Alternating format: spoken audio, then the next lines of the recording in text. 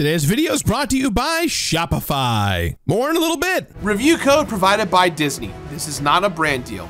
91 encyclopedia entries filled out. 69 pieces of classic Disney memorabilia collected. Dozens and dozens and dozens and dozens of hidden Mickeys found. Take all of what I just said and double it. 38 accomplishments achieved, requiring 2 complete playthroughs, which also includes a white knuckle Iron Mouse run. And all of this took me about 14 hours to do. Hey everyone, and welcome back to another brand new episode of The Completionist, where we don't just beat the games, we complete them. Disney Illusion Island is a beautifully animated playable cartoon.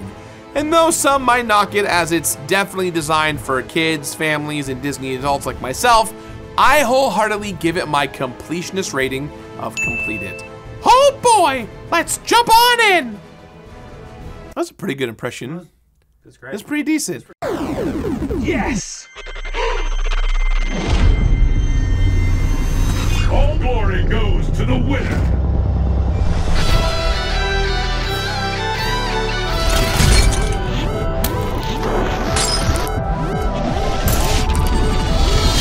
Game over. Wake up! Last one standing wins.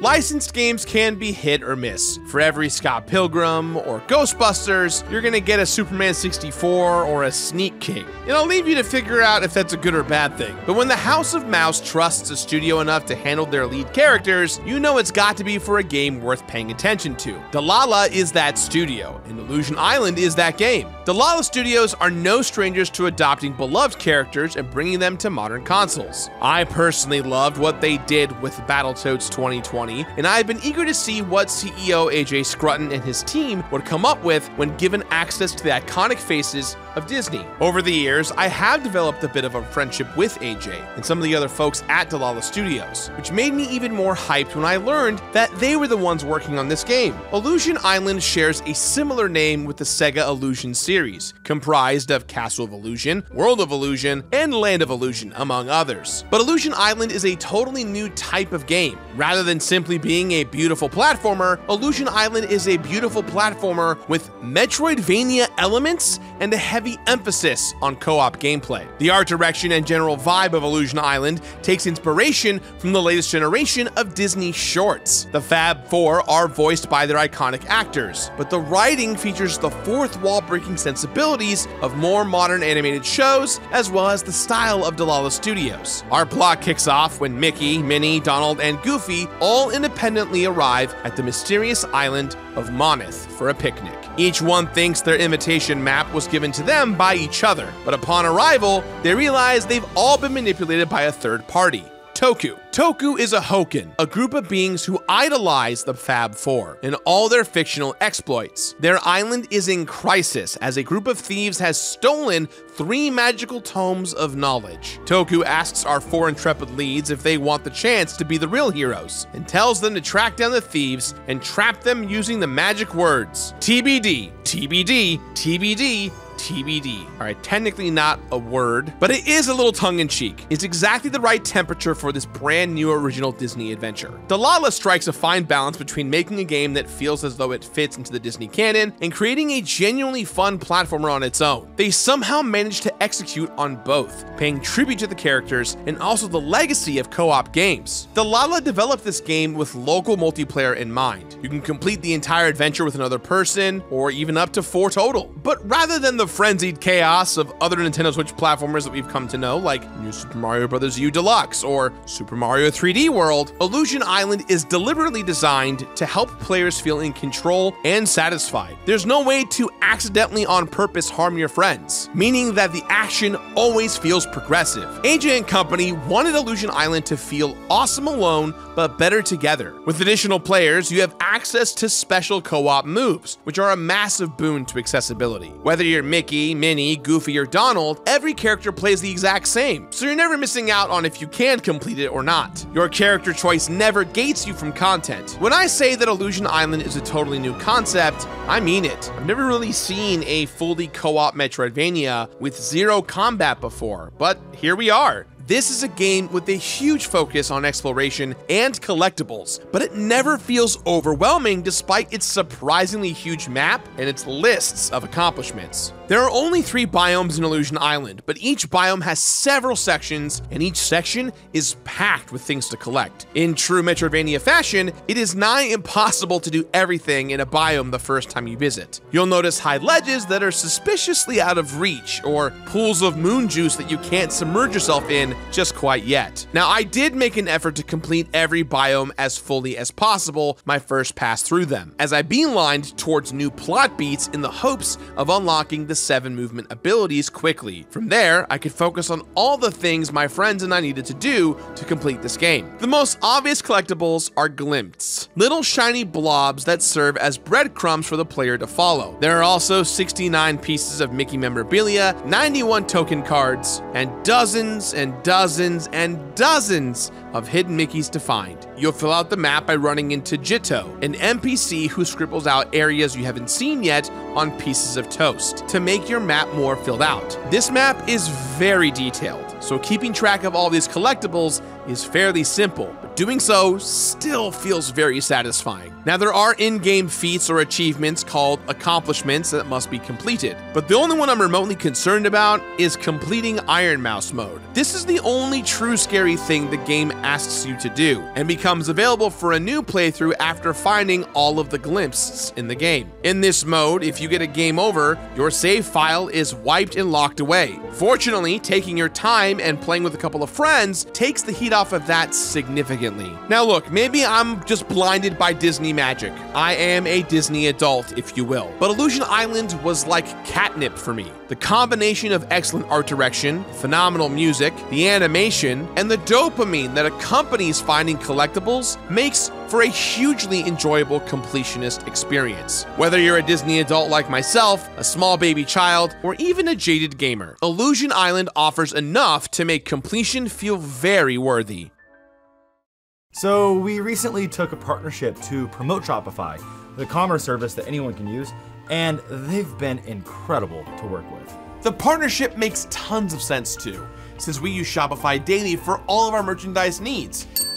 They're the brand behind millions of brands out there, and their easy-to-use templates and tools are available both offline and online, and they can help millions of businesses worldwide sell anything that you can imagine.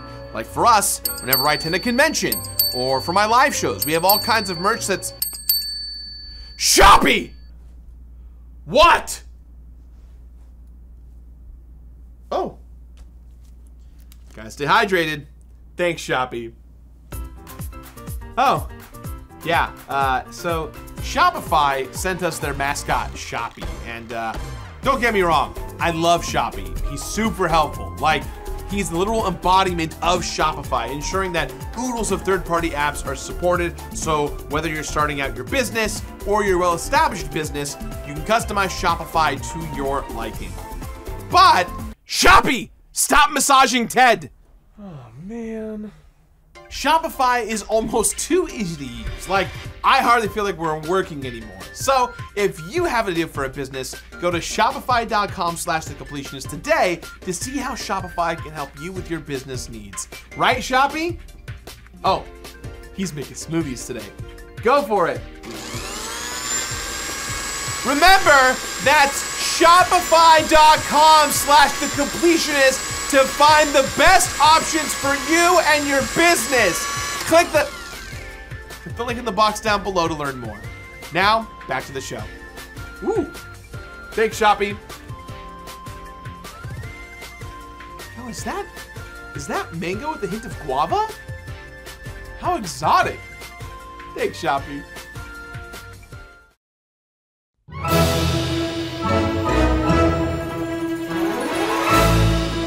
So Delilah treads a fine line with Illusion Island. It is difficult at the best of times to make any game appealing for a wide audience. This game is not only fun for all ages, it's completionist friendly for everyone. I have played many games in this genre and vein, and I still had an amazing time. And though I have some minor gripes with the execution, this is a game that deserves to be explored fully. It's extremely important to note that Delilah nailed the fundamentals of movement. If you're combining the open-endedness of a Metroidvania with the tightness of a platformer, you need overcoming obstacles to feel good.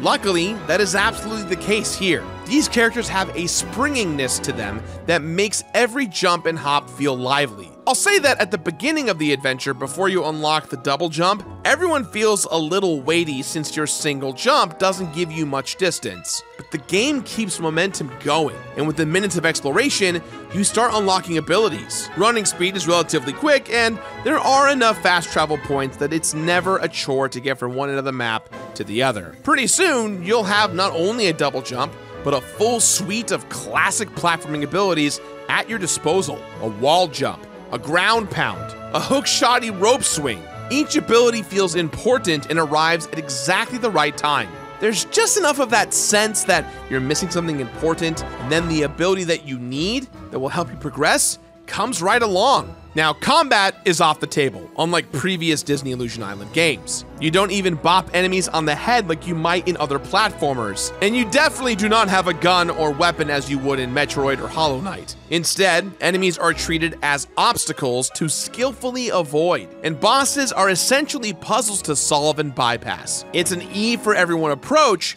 but it never feels like pandering by any means. Now, there is no benefit for choosing one character over another. You can pick your favorite member of the Fab Four and never feel punished for doing so. The only thing that really changes are animations and sound effects during gameplay. So if hearing Goofy's iconic "Gorsh" is important to you, you can select Goofy and hear it as often as you'd like. I played almost exclusively in multiplayer mode the entire run, which I'm sure is what the developers intended. What they probably didn't intend is for me, my editor Patrick, and my girlfriend Amanda to rip into this thing like we were SoCal residents planning a Disney day trip. Let's just say we were able to blaze through Illusion Island pretty quickly. Even though our combined expertise made completing everything feel simple, we all found the action enjoyable. Executing jumps and zeroing in on collectibles is non-stop dopamine. It's a straightforward time, and the momentum rarely drags. For fans of Disney animation, or even just the Disney parks, the entire package is bursting with references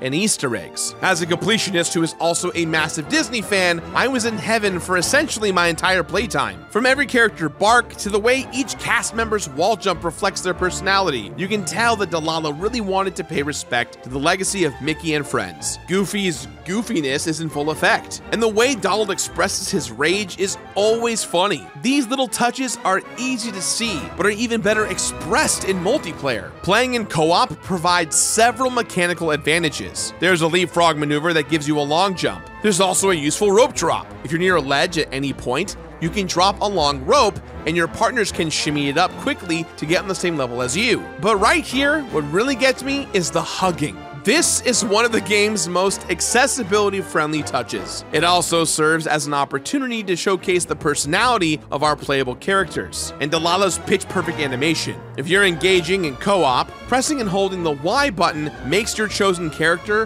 hold their arms out for a hug. If someone you're playing with reciprocates it, the characters then hug, and you both get a yellow temporary heart. The way these characters hug it out is so freaking adorable. Mickey and Minnie feel like they're stepping out of an early 20th century cartoon, which makes sense because that's what they are. And Goofy is just the most lovable but pathetic dog man you've ever seen. Look at him ask for a hug. Even the way Donald hugs is perfectly in character. Like, he'll do it. He's not happy about it, but he'll do it. Playing in co-op also absolutely maximizes your completionist potential. If you and a couple of friends enter a room with multiple collectibles or hidden areas, you can split off and do your own thing, gathering up everything in sight. There is something really appealing when you and your friends can mind meld together and approach an area totally in sync with one another. The animation looks completely fluid no matter what, and if you're playing well, can totally seem choreographed. When combined with the impressive score, Disney's Illusion Island feels like you're watching something that was handcrafted, and Delilah absolutely once again nails what they set out to do. This does make some of the gameplay choices they made stand out a bit more. Now look, I'm sympathetic. The devs wanted to make a game that anyone at any skill level could have a fun time with, but completionists are left holding a little bit of the short end of the stick. From the moment you turn the game on, you can choose how many hit points you start with: 1, 2, 3, or infinite. That's well and good. If you want more of a challenge, you can set your HP to 1 and go nuts. It feels satisfying to play this game well, avoiding damage and perfectly executing jumps. On the completionist side, the game rewards you with additional hearts when you collect a certain amount of glimpses. This is undercut by the fact that you can adjust the amount of hearts you have at any time from the pause menu. It feels great to collect a bunch of stuff and be given something that is useful in-game. It feels less great when you can toggle that very reward to be infinite at any given moment. Now look, we never turned on infinite health because we never wanted to, and it's pretty obvious that that just seems a little weird for us. But there was always the thought in the back of my mind, why is the reward for collecting these glimpses more health when I could just give myself more or even infinite hearts when I wanted? The only real other complaint I have is related to the camera. Player 1 controls the camera, or rather, the camera follows player 1, unless that player loses all their hearts and becomes stamped, unable to run around until they're revived at a mailbox checkpoint. This is one of those design problems that I have no idea how to solve. It would make no sense to have a camera that zoomed out completely to keep all 4 players on screen, especially since this map is so enormous. I feel like you'd run quickly into that it's the Zelda 2 map from Smash Bros. Melee problem, but I will say that the amount of times one of us lost hearts or got stamped out because the camera was tracking my movements and not everyone else's was higher than any of us would have liked. That said, we never actually ever got a game over in my first completionist playthrough. I think I only ever personally lost all my hearts like 3 times. There were moments where it came down to one person with 1 heart, but checkpoints are so frequent and close together that the danger of the entire group losing all their hearts is practically 0. Now look, you're probably asking yourself, hey, why are these all nitpicks? And really, that's what they are, just nitpicks. Even if I wanted the game to be more challenging from the beginning, that challenge is something you can unlock later. What I'm getting at is, despite the micro flaws that I had, the more I completed Illusion Island, the more I appreciated it.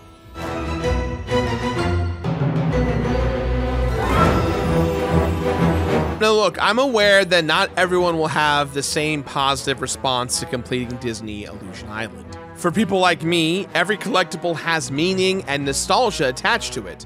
This is also one of those videos where during the making of it, I had a crisis over my own rating system and how it applies to this very specific game. In Illusion Island, exploration and the joy of movement is kind of the point. The collectibles along the way emphasize the fun of finding secrets and light puzzle solving, even if none of them are particularly complex. You'll either find the collectibles to be very thoughtful or totally pointless. Encyclopedia entries are very funny and well written, and very much in the style of Delilah's work on Battletoads. These guys do love a gross-looking alien, more power to them. Collecting every map from Jitto is simple, and provides another showcase for the meta humor Delilah has clearly mastered.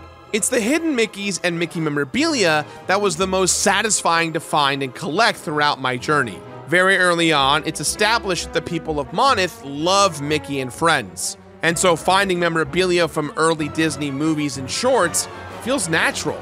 Collecting each piece is an instant flare of nostalgia and dopamine every time. Hidden Mickeys function almost exactly as they would in real life. Now, for those of you who don't know, if you visit a Disney park, it's an open secret that somewhere on every ride or attraction is a cleverly hidden pair of Mickey Mouse ears. In Illusion Island, hidden Mickeys are all over the place. Some are easy to spot, and others are much more difficult to see. But either way, there's an indicator that will display above your character if you're close to one. There's even a little sound that plays too. Once you're on top of a hidden Mickey, if you have the camera, you can snap a picture, and our 4 heroes will take a selfie in front of it. Honestly, I loved just looking at the photo because it was always funny. They were never serious, they were mostly cute and showing how our characters love each other. Part of me wishes that gathering the pieces of memorabilia had more of an effect in-game. Look, it's awesome finding a prop from Mickey and the Beanstalk, or Steamboat Willie, But it would have been amazing to be able to run around in the wizard costume from Fantasia or something of that nature. It's not a knock against the game by any means, but I couldn't help wanting a little more when all the pieces were right there in front of me. I mentioned earlier that collecting all the glimpses and being rewarded with extra hit points feels underwhelming, but that's not the only collection bonus, as I said earlier. Every few hundred orbs you find also fills in black and white art pieces that will eventually fill with color and texture when you look at it in the menu, once completely filled out. And the final reward for every glimpse is the chance to test all of your platforming skills that you've unlocked and mastered with a brand new mode, Iron Mouse mode. You can earn every other accomplishment in a single playthrough, but Iron Mouse mode was the one I uncovered. In this mode, if you get a game over, your game save is locked, and you have to start over from the very beginning. At first, this feels scary, but if you're playing with a friend or several friends and staying observant, it's actually an enjoyable experience with just the right amount of challenge. My first Completionist playthrough took me about 8.5 hours. This was really exploring and taking my time to make sure that I found everything. Mind you, the game just came out today, and I did not have a guide. Even taking my time, Iron Mouse mode only took a little over 5 hours. If you play with a friend and hug it out at every opportunity, you can get through Iron Mouse mode with little trouble. The hardest part is, at the very end of the game, there's an action sequence that reminded me a lot of the prison stage in Battletoads 2020. This escape sequence is adrenaline pumping, but keep a cool head and you'll triumph over Iron Mouse mode with no problems. Sometimes completing a game makes me face the grim reality that developers haven't thought through the toll of completion and what it could harshly inflict upon a player. I did not feel that way here. When I was deciding on a rating for this title, I was torn.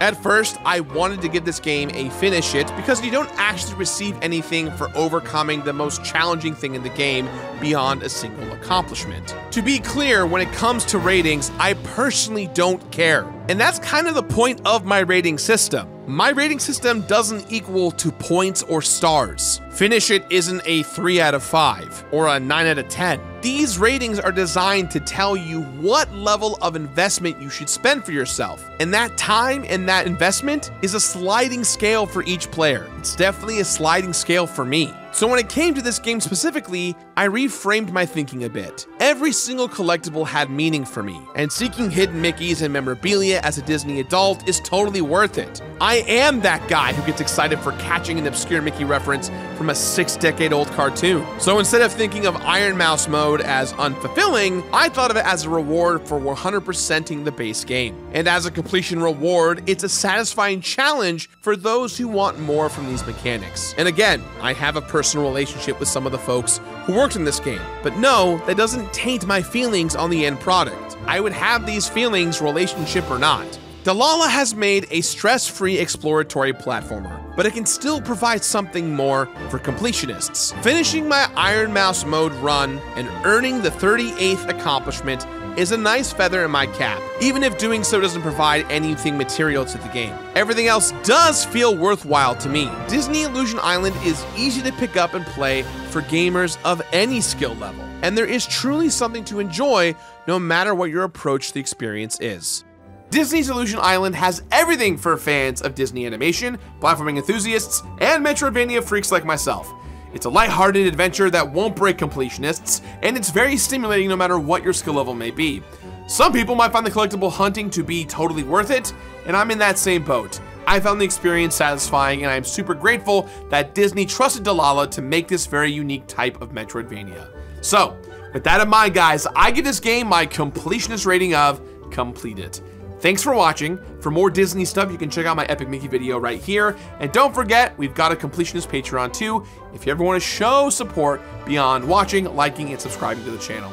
Hey, have a great weekend. I'll see you all soon. Bye-bye.